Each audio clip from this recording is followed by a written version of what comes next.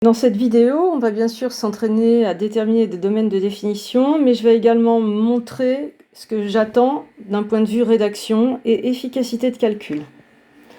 Alors, dans la question petit a, on a f de x, donc la variable choisie par l'énoncé, c'est x pour la fonction, on va rester avec ça. On se demande quel est le domaine de définition, donc les intervalles où peut vivre x, la variable. Qu'est-ce que ça veut dire pour cette fraction? On a dit que le dénominateur, une fois qu'on a observé que f est une fraction, il ne devait pas être égal à 0. Et la racine carrée, il faut que la formule sous la racine carrée, ça s'appelle le radicande. Donc le radicande renvoie des valeurs positives.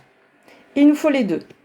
Donc je peux rédiger comme ça, mettre un « et » pour dire qu'il y a l'obligation de ces deux choses-là. On va souvent préférer mettre une accolade pour remplacer le « et ». Et puis, si je laisse ça comme ça, c'est mal rédigé. Je suis en train de dire que x est dans df. Et cette affirmation, elle ne va pas. Parce que déjà, x, je ne le connais même pas. Il n'a pas vraiment été déclaré. Non, ici, il faut bien montrer au correcteur que vous vous interrogez sur ce que ça veut dire une variable x dans df. Et donc, on va mettre un symbole bien pratique, c'est l'équivalence. On verra en langage logique une meilleure définition de l'équivalence en tant que double implique, et puis tout ça inclus dans le cadre de la logique. Mais dans un premier temps, retenez que l'équivalence permet de montrer que vous n'affirmez rien, mais que vous réfléchissez à quelque chose qui peut être vrai ou faux. Si je vous donne une variable x affectée avec un nombre, par exemple x égale 12, vous ne pouvez pas affirmer comme ça sans vérif qu'elle est dans df. Ou si je vous donne 0, vous voyez ? Donc là, vous n'affirmez rien, vous réfléchissez à la valeur de vérité de cette affirmation. Alors, qu'est-ce qu'on peut faire de tête et qu'est-ce qui doit être rédigé? X au carré moins 4 différent de 0, ça se fait de tête. Ça fait x au carré différent de 4. On ne va pas aller chercher un delta, c'est maladroit. Si vous faites ça, vous êtes trop scolaire. Et en se souvenant que les nombres négatifs existent, eh bien, vous trouvez x égale 2, mais aussi moins 2, qu'il ne faut surtout pas oublier. Donc ça, il n'y a pas besoin de le détailler, ça se fait de tête. Ça, c'est peut-être un peu moins évident, mais c'est le signe ça revient à étudier le signe d'un trinôme du second degré, on sait faire. Première approche scolaire, je calcule mon discriminant, delta, mais je rédige un peu quand même.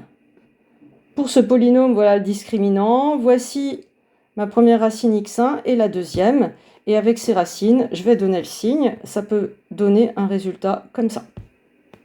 On est dans le domaine de définition, quand x n'est pas égal à plus ou moins 2 et x plus petit que 1,5 ou, très important ici, ne pas oublier le ou, x est plus grand que 2.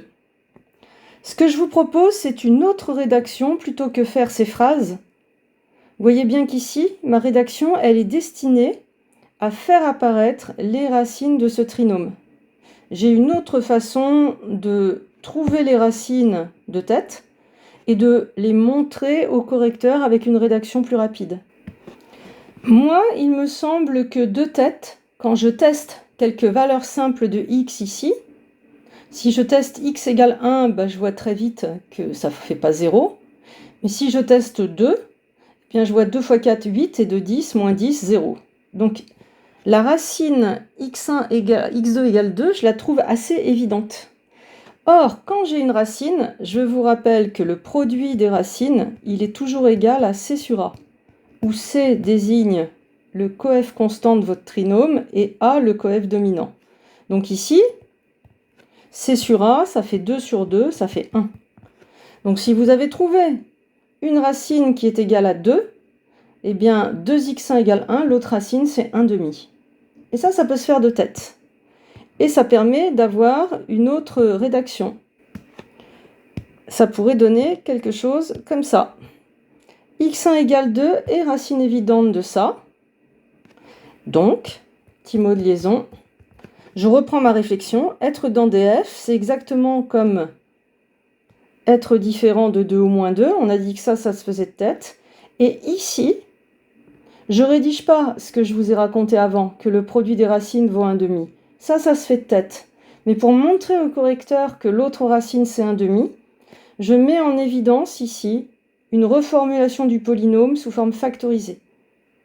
Et la factorisation, vous avez dû l'apprendre au lycée, on va prendre le coef dominant et le mettre en facteur, et on va mettre x moins la racine qu'on a trouvée 2, fois x moins l'autre racine.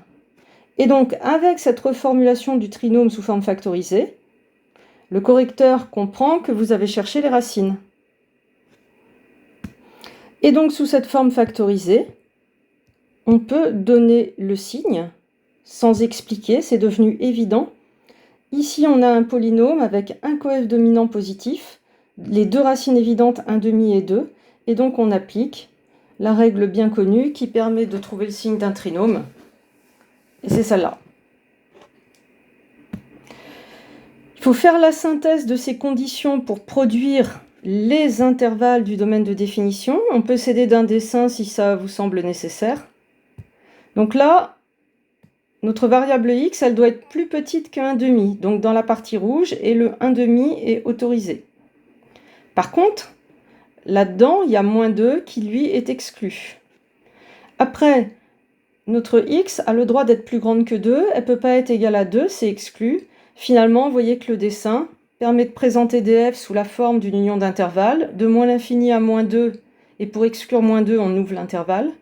Union, tout l'intervalle de -2 à 1/2, 1/2 étant inclus, on ferme. Union 2 plus infini avec 2 exclus, donc un intervalle ouvert. Donc cette vidéo a été un petit peu longue parce que j'ai révisé la manière de trouver une deuxième racine quand on en a une évidente, et la manière de factoriser avec le coef dominant les racines pour avoir une rédaction un peu moins scolaire, un peu plus professionnelle et plus rapide surtout. En plus, tout ça, il faudra que ça soit maîtrisé. Je vous invite donc à vous entraîner sur les exercices en soignant votre rédaction, et les prochaines corrections seront plus rapides. À bientôt!